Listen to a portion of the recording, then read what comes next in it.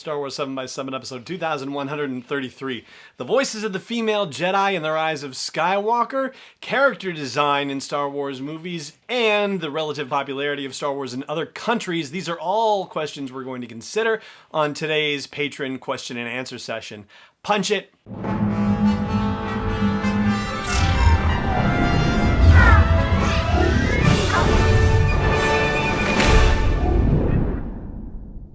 Hey Rebel Rouser, I'm Alan Voivod, and this is Star Wars 7x7, your daily dose of Star Wars joy, and thank you so much for joining me for it.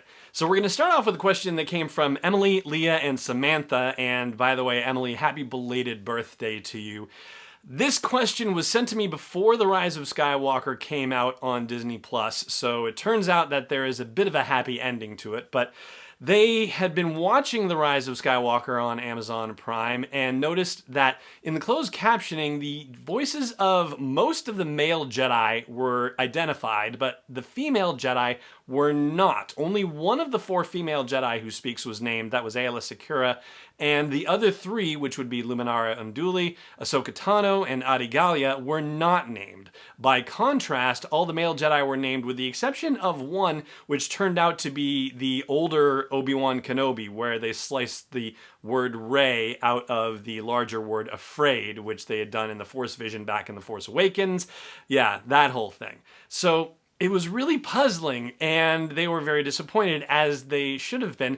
The bizarre thing about it is that as I looked into it, it seems that this was an issue all the way from the theatrical release. Like, when I went through it, I couldn't find any media reporting on this at all, but I did find people saying on Twitter that when they went to the theater and saw The Rise of Skywalker, people who needed, assisted listening devices or closed captioning actually saw this very same thing, that Leah Secura was the only female Jedi who was named in the closed captioning, even in the movie theater, and this continued on into the DVD release and into the digital release that happened. I'm saying Amazon Prime. I don't want to call them out necessarily. It's not really Amazon Prime. It's about the digital release that came from Lucasfilm in mid-March. Now, I would presume, though I don't know for sure, that when it comes to closed captioning a theatrical release, Lucasfilm would have to provide a file that then someone would have to turn into the proper closed captioning format, which means that they would have to be providing the script, which means they would have to be providing the names of the voices.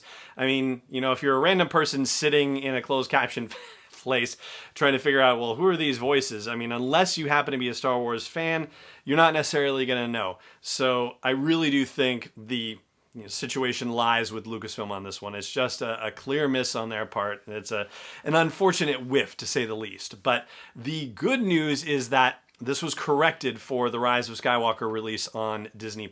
All the female Jedi are named, and also Old Obi-Wan is named.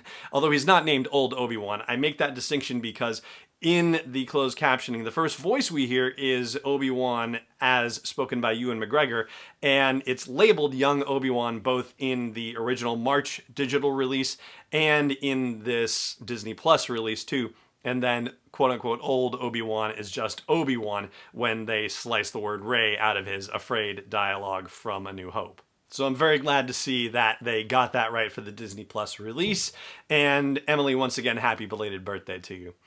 I have another question from Bobby Gordon, who asked me what's my favorite character design in Star Wars and why. And I'll tell you, I went back and forth with this one a lot because I was like, okay, character design, I guess that means that I need to eliminate snowtroopers and troopers from the Rebel Alliance on Hoth because, yes, there are characters. I guess we could name General Rykian and Major Durlin and Leia and, Han and Luke's costumes and all that, but yeah, it didn't feel like it quite qualified for me. And I do love the Rebel Commandos, the Spec Force Pathfinders from Return of the Jedi, but ultimately, if I had to think of one character, I would say it would be Darth Maul. And the reason I say that is because I can't think of any other character in all 11 of the movies where, the moment we saw the character, I just went, whoa, like just straight out, whoa, from the moment that I saw Maul in that trailer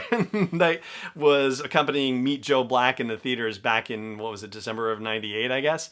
The moment I saw him, I was like, oh, that was there was no other moment like that for any character introduction that I've seen. So I would have to say it's Maul for character design. That's my take. And the last question we're going to talk about today comes from Peter Janeling. And Peter, I hope I'm pronouncing your name right. Peter is from Sweden, and he wanted to know if there's any information out there about Star Wars fan populations in other countries.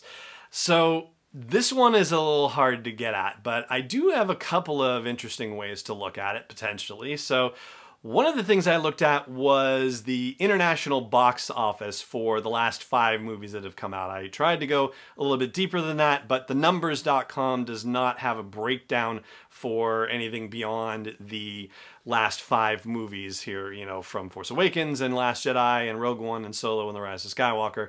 So here is the deal as far as box office in those countries go. The UK was number 1 for all 5 of those, and then it mixes up between other countries, but basically the countries that always appeared on the top 5 for box office for all 5 of those are Germany, Japan, France, Australia, and China. Like those 5 countries, some mix or other, are generally in the top 5. So for example, Rise of Skywalker was UK, Germany, Japan, France, and Australia.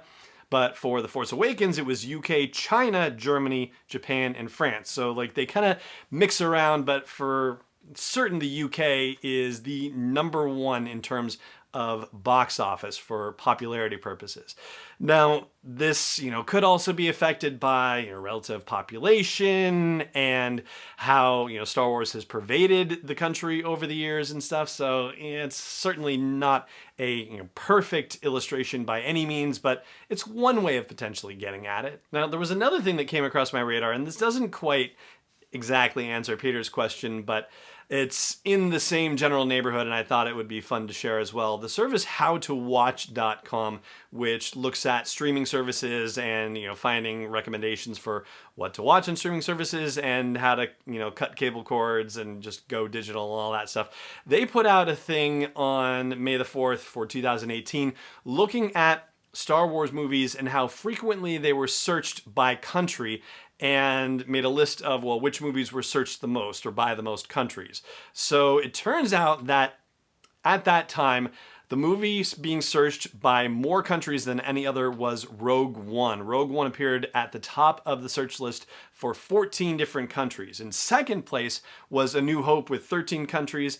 TFA, The Force Awakens, was 10 countries, and then followed by The Phantom Menace and Revenge of the Sith in 6 countries, Empire Strikes Back, The Last Jedi, and Attack of the Clones, 4 countries, and not making it to the top of any country's list of the most searched Star Wars movie was Return of the Jedi. Again, this was done in 2018, and before the release of Solo. So Solo and The Rise of Skywalker were not included in this one.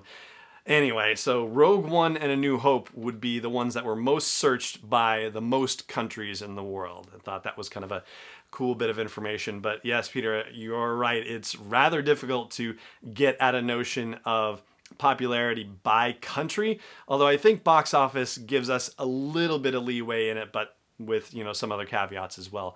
Thank you so much to Peter, to Bobby, to Leah, Samantha, and Emily for those questions. I really appreciate it, and I hope you found this episode interesting as well. That's going to do it for today. Thank you so much for joining me as always, and may the curve be flattening for you wherever in the world you may be.